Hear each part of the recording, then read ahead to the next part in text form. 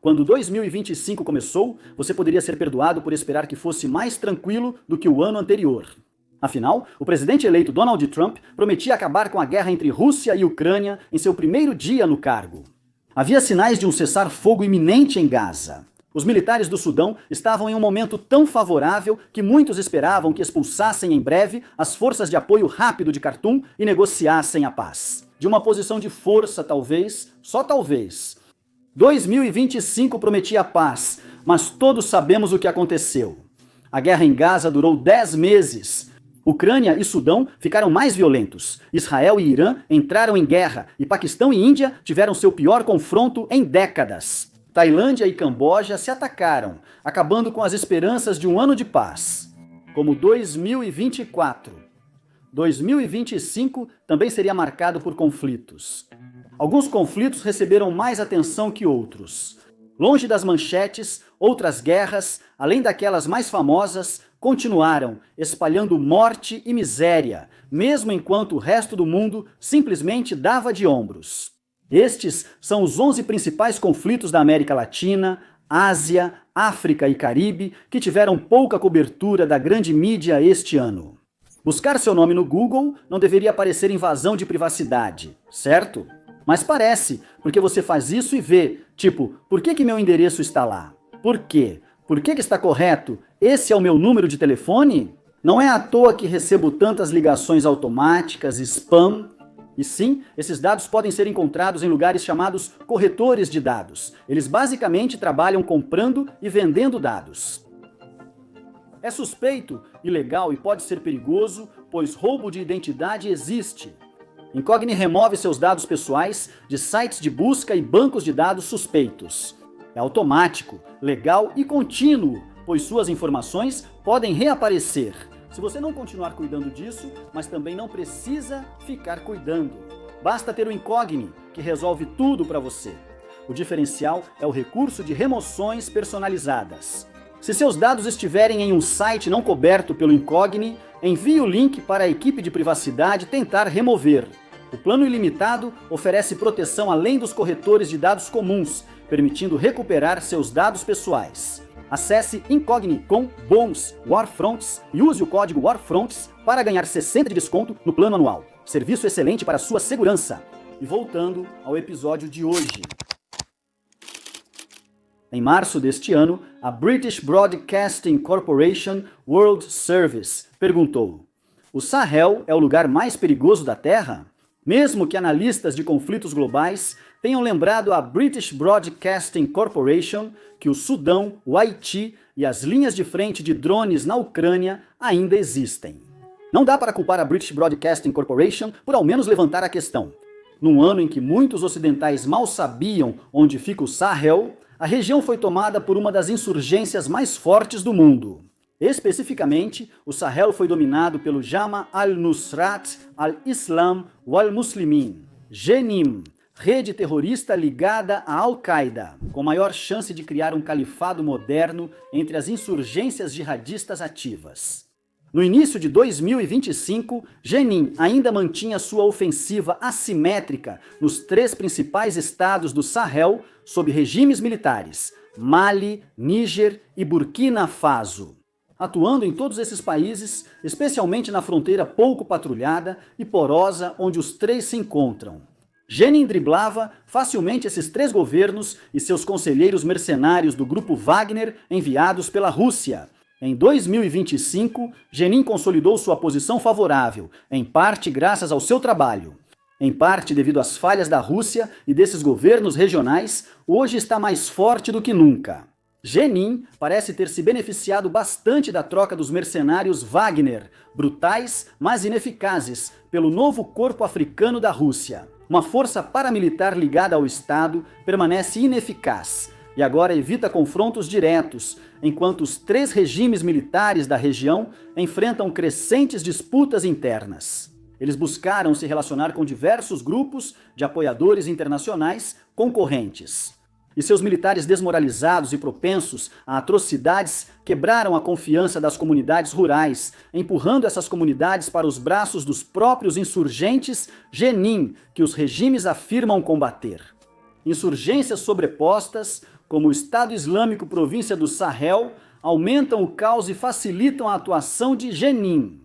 Ao mesmo tempo, Jenin tem trabalhado para expandir sua influência para as regiões do norte de países como Benin, Togo e Nigéria, onde conseguiram explorar mais 4 fronteiras. Para se esconder, planejar operações, treinar recrutas e manter ofensivas contra os estados do Sahel. Eles concentraram especialmente sua atenção no Mali e nos últimos meses têm atacado explicitamente as importações de energia que o Mali precisa para manter as luzes acesas. O combustível de Jenin. Os bloqueios pressionaram muito o governo do Mali. Embora avaliações internacionais sobre Jenin assumir o controle do Mali tenham sido prematuras, está claro que Jenin prosperará lá em breve. Em 2025, na América Latina, não houve guerra total, mesmo com frequentes ataques aéreos dos Estados Unidos da América perto da Venezuela. Mas nem todos os conflitos armados são necessariamente guerras, e o conflito armado com o qual a América Latina tem lidado provou ser tremendamente desestabilizador. Na América Central e do Sul, as nações enfrentam ataques transnacionais de grupos criminosos organizados. Sem conquistar abertamente países, exploram governos frágeis e corruptos para expandir redes criminosas protegidas com o uso brutal da força. Em partes da América Latina, o problema persiste. O México ainda enfrenta poderosos cartéis de drogas. Como veremos na próxima sessão, a Colômbia ainda enfrenta grupos guerrilheiros dispersos entre o crime organizado e a insurgência assimétrica. As rotas de contrabando que alimentaram a demanda dos Estados Unidos da América por drogas nas últimas décadas continuam quase intactas, enquanto novas frentes surgem e crises antigas ressurgem com força. A nação do Equador foi abalada por uma crise de segurança interna persistente e abrangente, enquanto elementos criminosos transnacionais aproveitam a polícia interna relativamente fraca do país e transformam a nação em um novo paraíso do crime, o Peru, sempre a um passo do colapso total. Tornou-se tão corrupto que políticos, empresários e criminosos formam uma cabala de elite que usa os recursos do Estado como quer. A Bolívia se integrou rapidamente à rede regional em mudança, e o Chile agora é classificado junto com México e Colômbia em avaliações de risco sobre o crime organizado. Até o Brasil, um país que há muito tempo lida tanto com sindicatos criminosos violentos quanto com uma estrutura estatal profundamente corrupta, foi notícia mundial este ano com a operação policial mais letal da história do país. Embora não seja simples debater o conflito da América Latina com sindicatos criminosos, como em guerras tradicionais, o impacto na região foi igualmente grande. A insegurança e a desilusão com o Estado impulsionaram grandes mudanças políticas do Chile a Guatemala e ao Peru. Líderes com mandato para resolver o problema, mas que falharam, estão sendo punidos em toda a América, enquanto os sindicatos do crime organizado aproveitam totalmente o caos e se aprofundam cada vez mais na sociedade comum. A confiança nos governos regionais atinge mínimo histórico, enquanto o medo e a percepção de violência organizada batem recordes. E 2025 mostrou claramente que, sem alguma forma de colaborar de maneira mais eficaz, os países latino-americanos, individualmente, terão muita dificuldade para retomar o controle da crise. Sempre foi uma aposta ousada. Quando o presidente colombiano Gustavo Petro assumiu o poder em 2022, ele o fez com um plano que ficava entre o ambicioso e o totalmente ingênuo. Enquanto presidentes colombianos anteriores tentaram, na maioria das vezes, acabar com a guerra civil de 6 décadas, buscando a vitória sobre os rebeldes ou focando em grandes acordos de paz com um grupo rebelde de cada vez, Gustavo Petro planejou tentar uma abordagem completamente diferente, conhecida como La Paz Total, ou Paz Total em português. O plano dele era negociar ao mesmo tempo com os principais grupos rebeldes e cartéis de drogas mais notórios, contando com cessar-fogos unilaterais do governo. Esperava-se que isso marcasse uma nova era para a Colômbia. Uma era em que anos de insurgência, violência e controle estatal fraco no interior dariam lugar à paz. Se isso parece ingênuo, saiba que os primeiros estágios da paz total trouxeram bases frágeis para otimismo. Quando cobrimos isso pela primeira vez, lá em 2023, houve uma redução perceptível nos assassinatos, mesmo que isso tenha sido compensado por um aumento nos sequestros. Mas se esforçar a visão, dá para acreditar que isso ainda pode dar certo. Não com todos os grupos armados, mas talvez com alguns dissidentes notáveis das Forças Armadas Revolucionárias da Colômbia. Se isso já foi uma esperança realista, já tinha sumido. No início de 2025, a violência renovada eliminaria os últimos vestígios de paz total como objetivo. Este ano começou com a maior crise de deslocamento interno em décadas na Colômbia, após o Exército de Libertação Nacional tomar áreas próximas à fronteira com a Venezuela. Ela atingiu o auge no verão, quando dissidentes das Forças Armadas Revolucionárias da Colômbia explodiram um caminhão-bomba em Cali e derrubaram um helicóptero policial. Terminou em dezembro com o Exército de Libertação Nacional tentando impor greve armada em regiões do país, forçando civis a ficar em casa sob ameaça. Enquanto grupos armados, incluindo antigos aliados das Forças Armadas Revolucionárias, da Colômbia Estado-Maior Central e Segunda Marquetalia, entram em guerra, a violência aumentou. Exército de Libertação Nacional enfrenta o Clã do Golfo e grupos armados usam cada vez mais drones para aterrorizar. Como destacou o novo Humanitarian em julho, a Colômbia enfrenta um aumento dramático da violência por causa do conflito armado. Para deixar claro, as coisas ainda estão longe de como eram no país nas décadas de 1980 ou 1990. Apesar do aumento drástico da violência este ano, ainda são centenas de mortos, não milhares.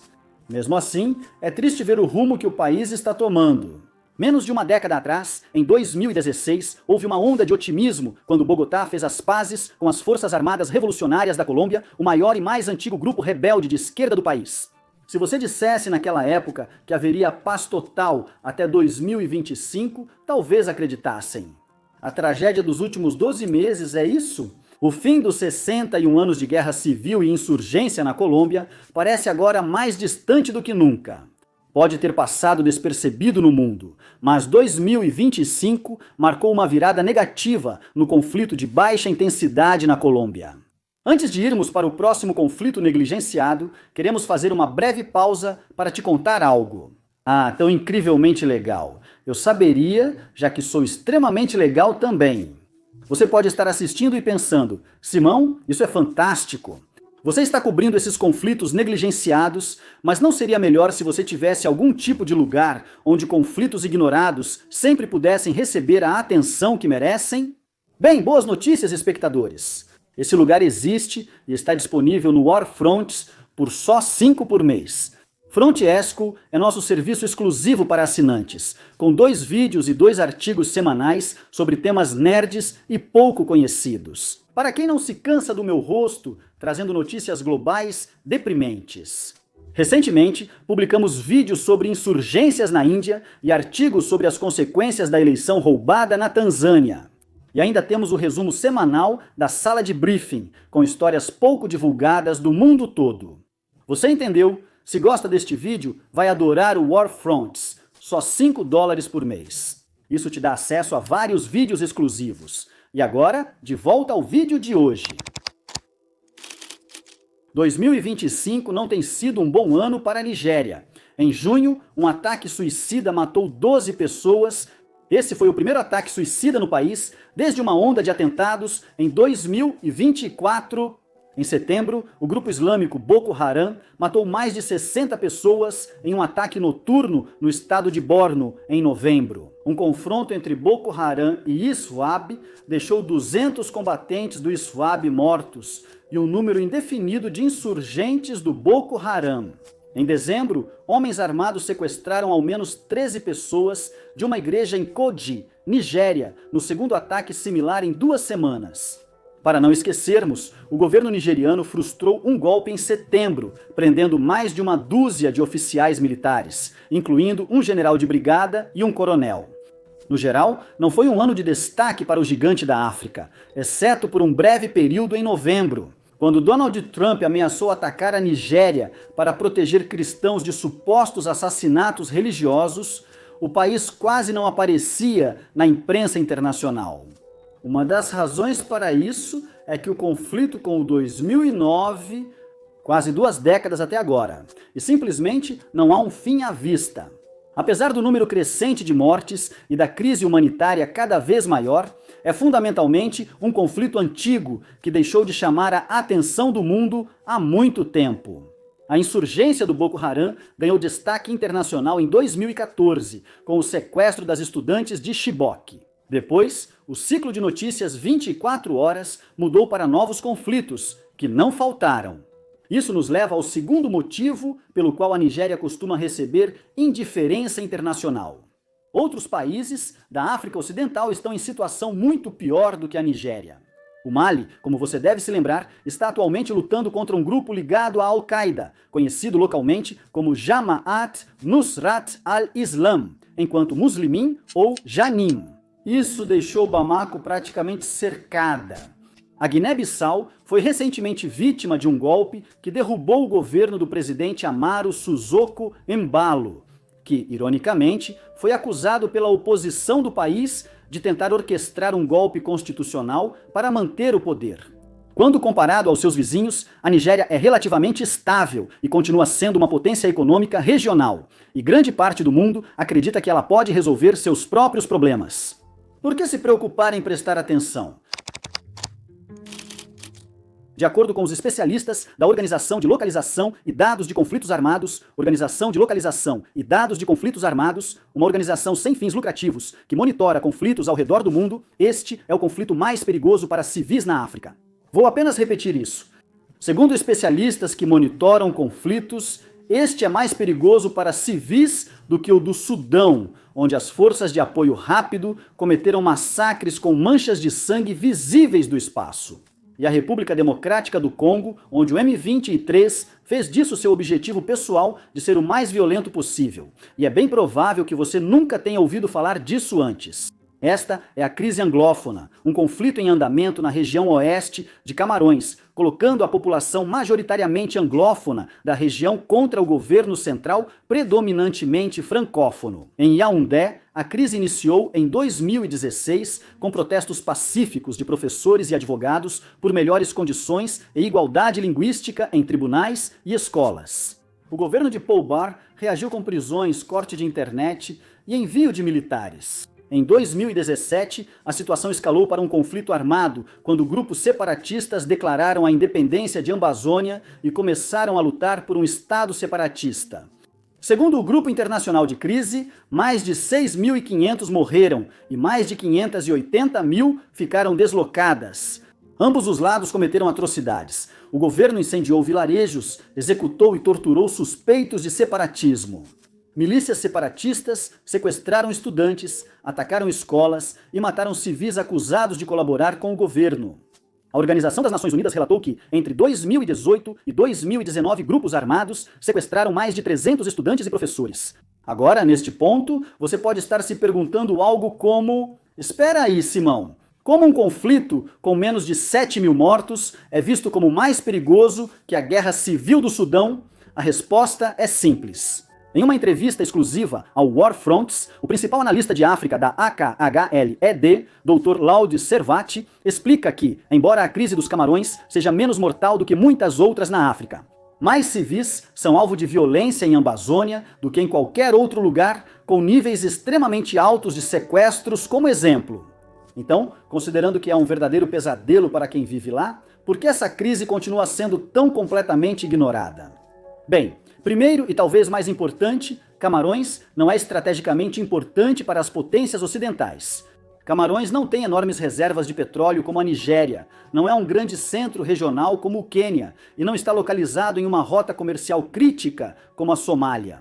Não há motivo geopolítico relevante para as grandes potências se importarem. Isso significa que a crise não gera pressão diplomática ou cobertura da mídia suficientes para colocar os conflitos na agenda internacional, como observou recentemente a administração Trump em sua estratégia de segurança nacional. A comunidade internacional só tem uma capacidade limitada para prestar atenção aos conflitos e, infelizmente, Camarões fica fora disso. Agora, não dizemos isso para justificar o conflito ser ignorado, mas para explicar por que ele passou despercebido internacionalmente, apesar do custo humano devastador. Em segundo lugar, o governo do BIA tem sido notavelmente bem-sucedido em controlar a narrativa. Camarões tem boas relações com a França. O presidente francês Emmanuel Macron visitou o país em 2022 e há boas relações com outras nações ocidentais. Bia, no poder desde 1982, é vista como força estabilizadora em região marcada por frequentes golpes de Estado. Seu governo define o conflito como terrorismo, não como reação de uma população marginalizada a reivindicações consideradas legítimas. Isso facilita que parceiros internacionais ignorem as causas do conflito e sigam apoiando Yaoundé. O conflito não possui narrativas dramáticas e fáceis de assimilar que dominam as notícias. Não há um mocinho e um vilão claros para a mídia se apegar. Como mencionamos anteriormente, tanto as forças do governo quanto os grupos separatistas cometeram atrocidades. Os ressentimentos vêm do colonialismo e da fusão dos camarões britânico e francês nos anos 1960, contexto que a maioria do público internacional não tem. É confuso, complicado e foge aos modelos usados pela mídia ocidental para cobrir conflitos africanos. Quando tudo isso é levado em consideração, o resultado é que um dos conflitos mais mortais da África continua se arrastando pelo seu 9º ano, caminhando para o 10º. Com pouca atenção internacional e sem processo de paz sério, civis sofrem por um impasse que nenhum lado rompe. Quando se pensa em Moçambique, normalmente lembram das Praias Intocadas, seja por ser o título de uma das melhores músicas de Bob Dylan ou um dos 6 países africanos que falam português. O que a maioria das pessoas não sabe é que desde 2017 o país vem lidando com uma grande insurgência islâmica na província noroeste de Cabo Delgado. Isso se encaixou silenciosamente com a expansão do Estado Islâmico na África, e o custo humanitário tem sido astronômico. O pesquisador da Armed Conflict Location e Event Data Project, Peter Boffin, disse à agência de notícias de Portugal que mais de 6.200 mortes foram registradas desde o primeiro ataque em 2017, segundo Sofia Mineto, gerente de comunicação dos médicos San Francier. Mais de 1 milhão de pessoas foram deslocadas desde o início da guerra, e a maioria ainda não voltou para casa. A violência cresceu muito nos últimos meses. Segundo ela, há ataques frequentes em quase todos os distritos e províncias próximas, com assassinatos, sequestros e saques, levando pessoas a fugir. Às vezes um boato basta para esvaziar bairros. O conflito iniciou em outubro de 2017, quando Al-Shabaab, sem relação com o grupo homônimo da Somália, atacou 3 delegacias de polícia em Mocumbourg, Praia. Os possíveis motivos pelos quais eles iniciaram a insurgência são numerosos. Basicamente, trata-se de extremismo religioso e do sentimento dos jovens de comunidades marginalizadas de Cabo Delgado de que Maputo os abandonou. Desde o ataque inicial, em 2017, Al-Shabaab fortaleceu-se, conquistou vitórias, atraiu recrutas e expandiu seu arsenal. Antes de seu ataque mais devastador em 2021, mirando Palmer. Não entraremos em detalhes da Batalha de Palmer, mas temos um vídeo no canal que explica tudo, caso tenha interesse. Mas aqui está um resumo. Palmer está próximo da península de Ofungi, onde a Total Energies desenvolvia um projeto de gás natural liquefeito de dólares americanos. Dólares americanos, 20 bilhões, um dos maiores da África. A descoberta de grandes reservas de gás offshore fez de Cabo Delgado um polo de investimentos estrangeiros. Sem benefícios para moradores locais, o ressentimento facilitou o recrutamento pela Al-Shabaab. Terceiro, antes do ataque a Palma, a Al-Shabaab havia jurado lealdade ao Estado Islâmico e fez do ataque ao projeto de petróleo e gás um de seus principais objetivos. O ataque foi um sucesso. A Al-Shabaab tomou Palma, matou dezenas de estrangeiros e forçou a Total Energies a suspender operações, tudo com baixo custo para o grupo. A resposta do governo foi majoritariamente militar e pouco eficaz para conter a insurgência, mesmo com apoio de aliados regionais em Ruanda e na Comunidade de Desenvolvimento da África Austral. Então, por que esse conflito permaneceu invisível? Primeiro, apesar de ser o local de um grande projeto de gás natural liquefeito, Cabo Delgado não ameaça os interesses estratégicos do Ocidente da mesma forma que conflitos em regiões ricas em petróleo ou em importantes rotas marítimas. O governo proibiu a mídia de cobrir o conflito e prendeu jornalistas que foram até lá, acusando-os falsamente, segundo a Relief Web. Em terceiro lugar, quando comparado a outras crises que acontecem ao redor do mundo, especialmente aquelas envolvendo ramificações do Estado Islâmico, o número de mortos em Cabo Delgado tem sido relativamente baixo. Não estamos dizendo que 6.200 mortes e 1 milhão de deslocados não importam. Na verdade, o que queremos dizer é que o mundo já está ocupado com outros conflitos, onde o risco à vida é simplesmente maior. E à medida que o conflito entra em seu 9º ano, não há sinal de que alguém fora de Moçambique esteja prestando atenção suficiente para pressionar por soluções políticas que realmente possam acabar com a violência. Metade da população com fome e 1/10 dos habitantes virando refugiados forçados a deixar suas casas. Não estamos falando do Sudão, ou de Mianmar, ou de qualquer um dos conflitos mais famosos, embora ainda negligenciados, vistos este ano. Na verdade, estamos falando de uma crise que é extremamente próxima da nação, na qual muitos de vocês vivem. Um colapso ocorre a 800 quilômetros das Florida Keys, quase ignorado pela mídia americana. A crise consome o Haiti desde julho de 2021, quando o presidente Jovenel Moïse foi assassinado, acelerando a anarquia. No outono de 2022, o governo do premier interino Ariel Henry pediu intervenção da Organização das Nações Unidas para conter a violência. Na primavera de 2024, o governo de Henry colapsou após uma revolta de gangues que paralisou Porto Príncipe. Acredite ou não, as coisas pioraram, apesar de algum alívio no verão de 2024. Após o envio da missão multinacional de apoio à segurança liderada pelo Quênia, ficou claro que a força não estava pronta para lutar. As gangues sem recursos e membros.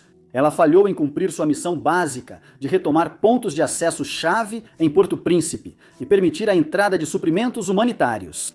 O alcance e a brutalidade das gangues continuavam a crescer.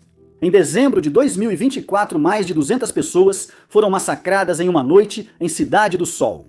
Mas, se 2024 foi ruim, 2025 seria um nível completamente diferente.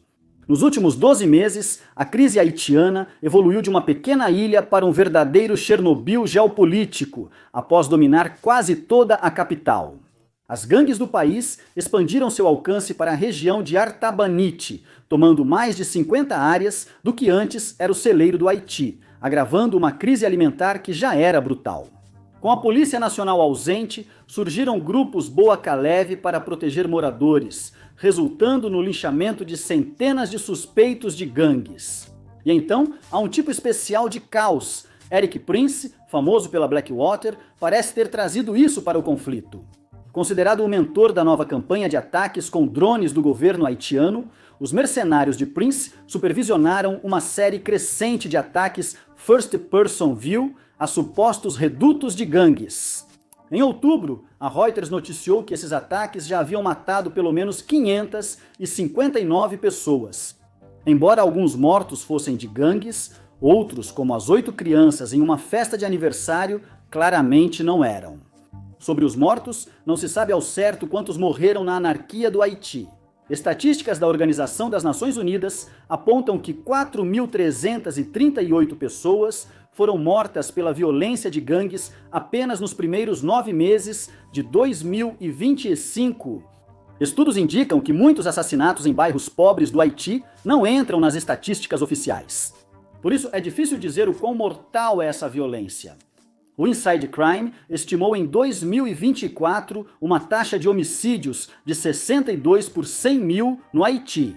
Isso faria do Haiti um lugar mais perigoso que México, Colômbia ou África do Sul, e até mais mortal que o Equador.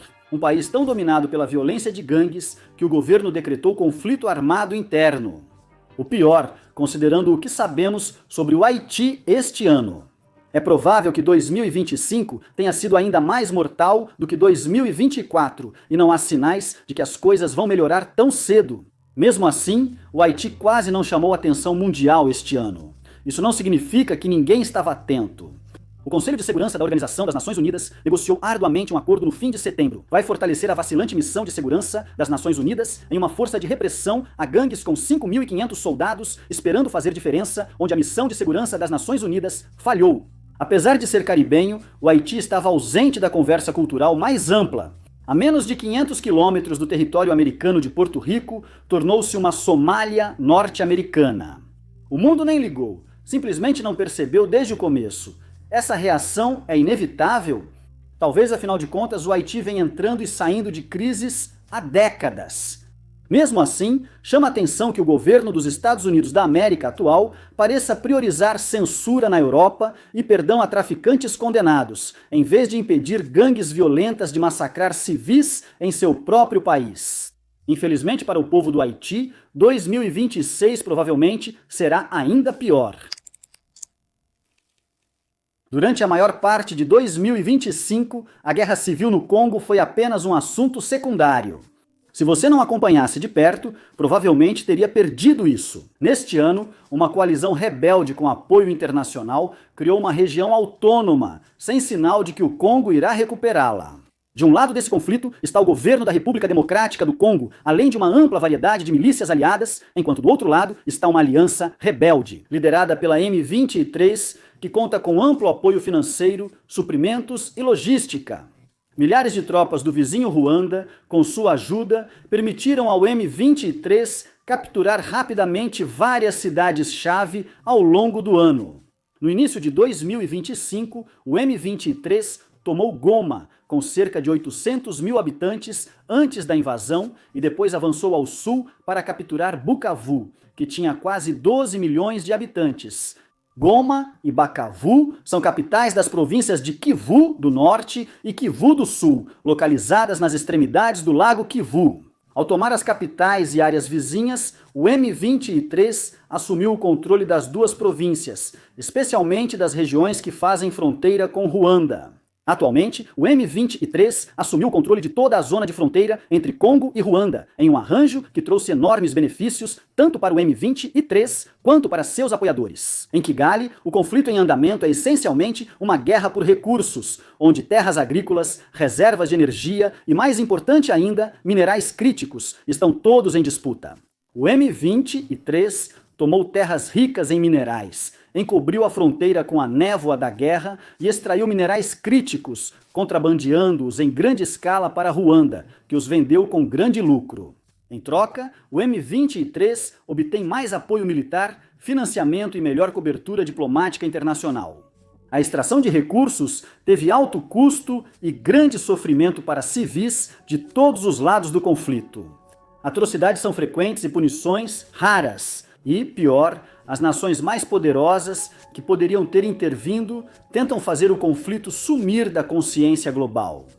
Nos últimos meses, Ruanda e Congo assinaram tratados de paz e acordos de extração de recursos com os Estados Unidos da América. Assim, todos os governos serão beneficiados por esses tratados. Ruanda e República Democrática do Congo estão em paz. Tecnicamente, como Ruanda nega apoiar o M23, essa ilusão funciona para todos no local. O conflito persiste, pois M23 Exército Congolês e milícias passaram o ano disputando território em Kivu Norte e Sul. Em dezembro, o M23 conquistou sua terceira grande cidade, Uvira, que antes da invasão tinha cerca de 750 mil habitantes. O M23 bloqueou o acesso ao Burundi, aliado da República Democrática do Congo e cético sobre as ações de Ruanda na região. Embora seja improvável que o M23 consiga marchar diretamente sobre a capital do Congo, parece que eles continuarão expandindo para o leste congolês no futuro próximo. Com a queda de Uvira, a guerra direta entre Ruanda e Burundi ficou ainda mais provável. Mas, de acordo com os governos em Kinshasa, Kigali e Washington, o Congo está claramente em paz. Para pegar emprestada uma frase dos nossos queridos amigos do War Fronts, não há guerra em Basingse. Não sei o que essa referência significa. Operação Arbegna Adam Ali. Esse é o nome da campanha militar lançada pelos insurgentes em setembro deste ano. Isso deu esperança temporária a observadores regionais de que o mundo olharia para a insurgência Amhara na Etiópia. Desde 2023, o FANO, grupo de milícias etnonacionalistas da Amhara, luta brutalmente contra o governo federal etíope. Isso causou milhares de mortes e o deslocamento de centenas de milhares. No entanto, em 23 de outubro, o FANO anunciou que havia concluído. A operação matou mais de 3 mil soldados do governo, capturou 700 e paralisou suas capacidades militares na região. Deveria ter sido um marco importante na cobertura desse conflito. A notícia passou despercebida, quase não sendo notada pelos radares internacionais, apesar de representar uma das escaladas mais significativas em um conflito neste ano. É importante notar que esses números vêm dos próprios UANO e, sem verificação independente, não são confiáveis. No entanto, mesmo levando em conta exageros, o que é comum em muitos conflitos militares, os números ainda indicariam que o exército etíope está tendo dificuldades para conter a insurgência. Isso levanta a questão: por que o mundo não presta mais atenção nisso? O principal motivo é que o mundo já observa a Etiópia. Apesar de Amara ser vista como mais um conflito interno que o exército etíope resolveria, o foco internacional está na possível guerra entre Etiópia e Eritreia, devido à insistência etíope em obter acesso ao mar. Observadores regionais acreditam que a Etiópia mira a cidade portuária eritreia de Assab. A decisão recente da Eritreia de sair da Autoridade Intergovernamental para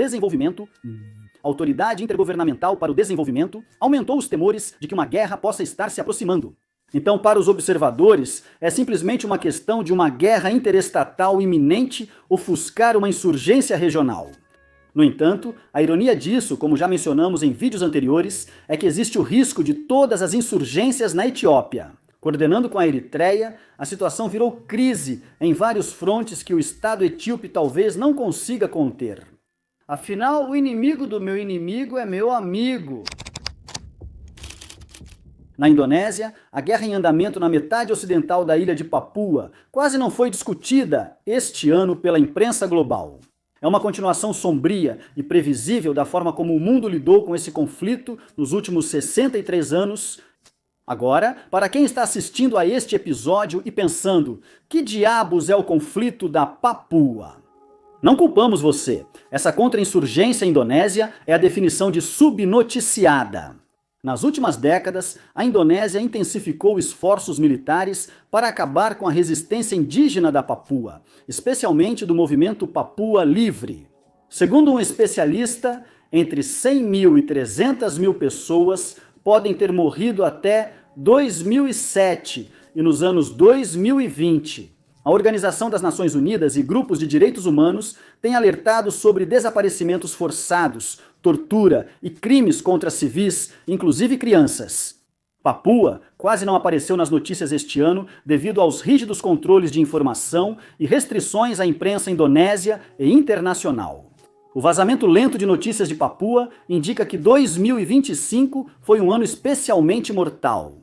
Em junho de 2025, o AKLAD informou 29 confrontos entre rebeldes papuas e forças indonésias só em maio, bem acima das taxas normais. Forças rebeldes papuas já massacraram garimpeiros diversas vezes. Papuas de destaque foram mortos a tiros e a confrontos em vilarejos, geralmente com poucos mortos. Dezenas surgem às vezes nas notícias internacionais, mesmo que passem despercebidas no fim dos feeds online.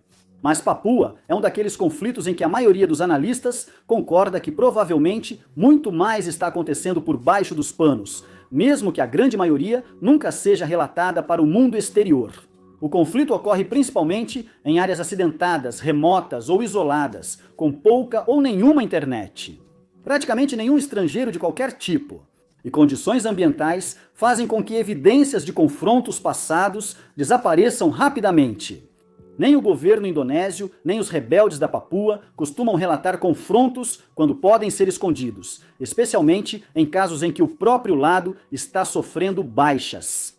Como na maioria dos anos, sabemos pouco sobre o que ocorreu na Papua em 2025.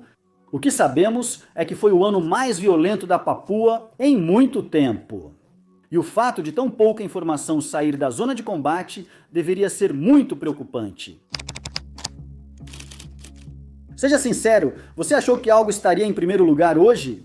Ao contrário dos anos anteriores, em 2025, a Guerra Civil do Sudão ganhou atenção quando Al-Fasha, capital de Darfur do Norte, foi tomada pelas forças de apoio rápido em outubro.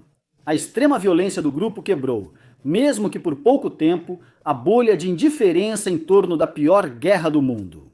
Talvez você lembre de detalhes horríveis do massacre, como as manchas de sangue visíveis do espaço. A estimativa do Laboratório de Pesquisa Humanitária de Yale é que mais pessoas podem ter sido mortas em 10 dias em Al-Fasha do que em toda a guerra de Gaza em 10 dias. Até agora, a cidade segue inacessível para organizações externas. Assim, é impossível relatar o número exato de mortos, e ainda há muito debate sobre como eles foram assassinados. Para ilustrar a variação nas estimativas de mortos, a Organização de Localização e Dados de Conflitos Armados aponta que o Forças de Apoio Rápido teria matado mais de 1.300 civis na primeira semana após a queda da cidade. O governador de Darfur, Mini Minawi, estimou o total de mortos em 27 mil no topo da escala. Um briefing recente aos parlamentares britânicos relatou que pelo menos 60 mil pessoas foram assassinadas em Al-Fasha. Vale dizer que a ACLED ressalta que sua estimativa é bem conservadora. Ainda assim, isso dá uma ideia da incerteza em torno desses números, e isso antes mesmo de falarmos dos 150 mil moradores que ainda não foram contabilizados. Eles foram feitos reféns pelas forças de apoio rápido, foram mortos? No momento, não sabemos. O que podemos dizer é que o massacre em Al-Fasha finalmente chamou a atenção da opinião pública. Pela primeira vez, desde que os combates começaram em abril de 2023, o Sudão estava em todas as manchetes e viralizando nas redes sociais. Isso fica claro, até nos nossos números de visualizações. Vídeos sobre o Sudão nas frentes de guerra costumam atrair cerca de 200 mil pessoas. Após a queda de Al-Fasha, nosso vídeo sobre a atrocidade passou de 1 milhão de visualizações. Você pode perguntar, o conflito do Sudão é realmente negligenciado?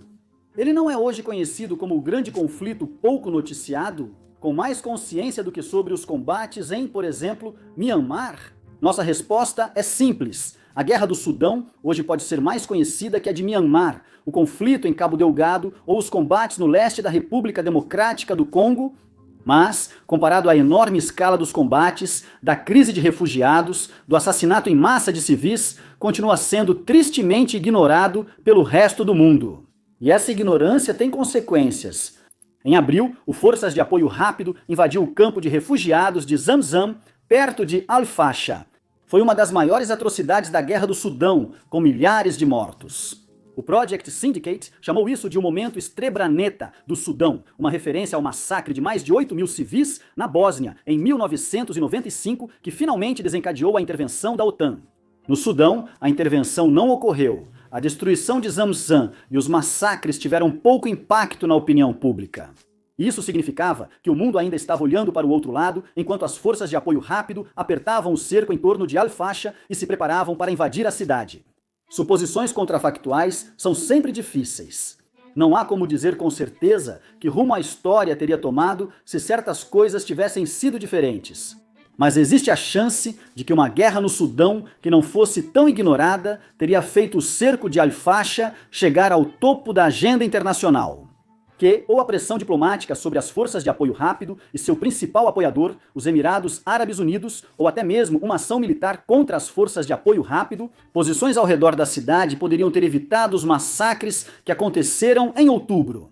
A omissão da liderança global sobre o Sudão permitiu que paramilitares cometessem possivelmente o pior crime de guerra deste século. Por isso, chamamos o Sudão de conflito mais negligenciado de 2025. Só o tempo dirá se o mundo vai agir sobre essa guerra em 2026, antes que mais sudaneses inocentes sofram. Obrigado por assistir.